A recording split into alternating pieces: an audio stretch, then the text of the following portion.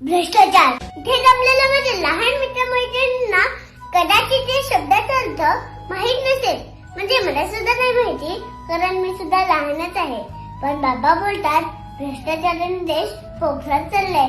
जेवढे इंग्रजांनी आपल्या देशाला नसेल लुटलं तेवढा ह्या भ्रष्टाचारांनी लुटले. प्रत्येक साधनाच्या गोष्टीत गडबड, गोंधळ, भ्रष्टाचार, घोटाळा.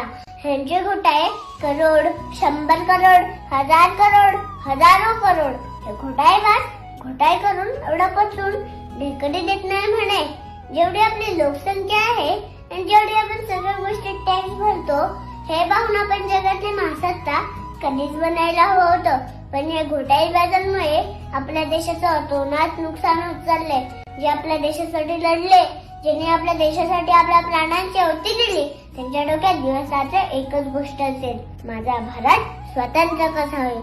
आणि या घोटाळेबाजांच्या डोक्यात दिवस रात्र एकच गोष्ट असेल, आपल्या सदृढ भारताला लुटून कुपोषित कसं केलं जाईल. आणि हे सगळं ते आरामात करू शकतात, कारण त्यांना माहित आहे भारतातील भोळी भाबडी जनता गांधीजींचे 3 माकडांप्रमाणे आहे.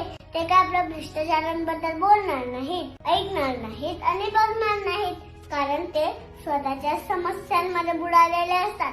बरेच लोक देशाला सामान्य जनतेला लुटून परदेशात सेटल होतात. ह्या भ्रष्टाचाराबद्दल बाबा थोड्या शिकवत असतात, पण मला तर जास्त काही कळत नाही, कारण मी तर लहानच आहे ना.